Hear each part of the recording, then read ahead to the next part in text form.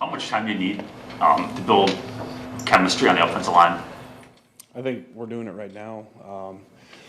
With kind of how we rep guys and move them around and stuff, I think everyone's kind of used to playing with each other.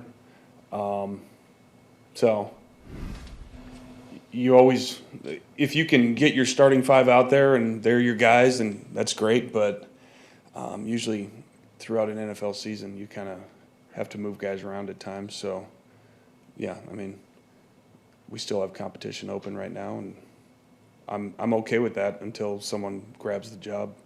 That was my point because, Matt just asked Matt about left tackle and said it's an open competition. So if hypothetically Jordan Morgan doesn't beat out Rashid, maybe you want to go stick him somewhere else so that therefore he's taking reps that he hasn't taken in quite a while.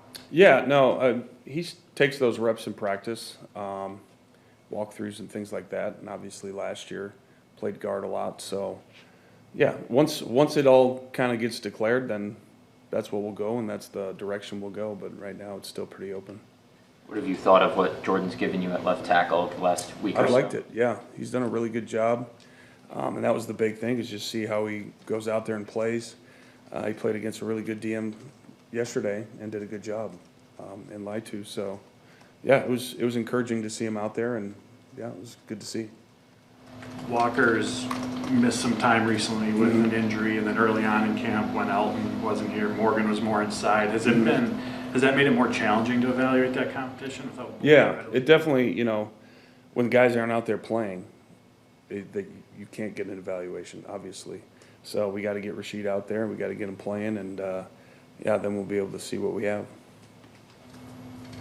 What did you think of the offensive play calling yesterday? There's some ups and downs, like any game, but no, it was good. It was fun.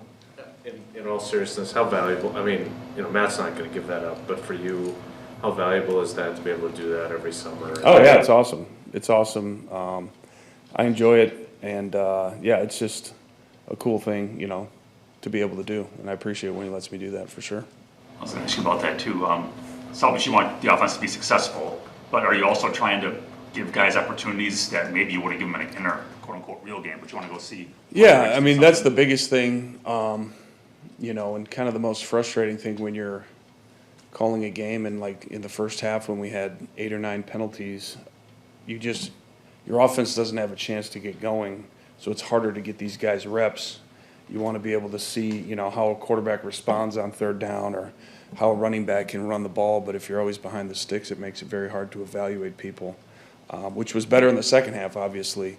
We were able to do some things, but, it's definitely very important to just get evaluations of guys and see if they can win one-on-one matchups. So can Savon Williams help you right away, or is his limited reps this summer just going to make it maybe a little bit tougher for him? It's definitely going to make it tougher. Hopefully we can get him back sometime soon. But, yeah, it's just one of those things with his just being banged up that anytime a young guy comes in and he's done everything we've asked of him, but I'm very encouraged from what I saw that he will be able to help us for sure. It's just a matter of just getting his health right, and we should be good. What have you seen from Elton since he's been at center, full-time back, healthy, and how has that relationship been with Jordan? Yeah, it's been really good, and you can tell Jordan. I think Jordan really likes working with him too. He's very assertive. He's very knowledgeable. Takes charge of the calls and the offensive line. So he's a very good presence in there for everyone, especially if we are trying to get different guys at different spots. If you got a guy like Elton in there that can make sure we're targeting and we're going the right direction, then it makes it easier on everybody else. Steno, going back to that awesome play calling, you ran the ball a lot. Mm-hmm. And talking about evaluation, you got to see all those guys. Now with Marshawn out a while, what did you think of what you saw from all those guys? You got some interesting options. Yeah, we do. And I was pleased with how all those guys ran the ball for the most part. I think there was a couple ball security issues that we got to iron out and make sure we're on top of. But other than that, everyone ran hard and they were competing. They got tough yards. They were able to create some yak and stuff like that. So I was encouraged by every single one of those guys.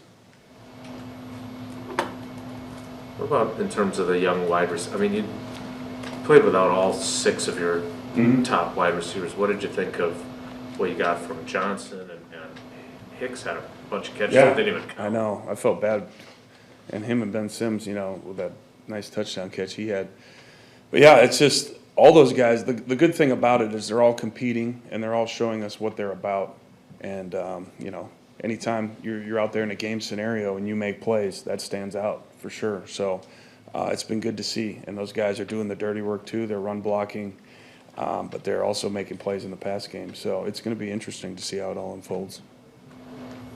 Instead, when it comes to just discipline and those pre-snap penalties, is that just the conversation you have and something Oh, you yeah. had, or have you had that conversation? Yeah, a lot of conversations about it. And I think it's just guys just being focused. There's a lot of things to think about during a game. And it seems like, it compounds more when you have less experience with these younger guys of just lining up in the correct formation, not being in the backfield, things like that. But, yeah, we definitely have to clean that up. And we will. We did in the second half, which was good. So we just got to keep going and do a better job there for sure. I know that Matt talked to Anthony at the time. Did you get a chance to talk to him? What was the message to you? Yeah, it was basically you have to do better. Like this team's counting on you to go out there and perform. And our offense can't get going if we're just shooting ourselves in the foot. So, yeah, we had that conversation. And the best thing about it is he responded, which was good.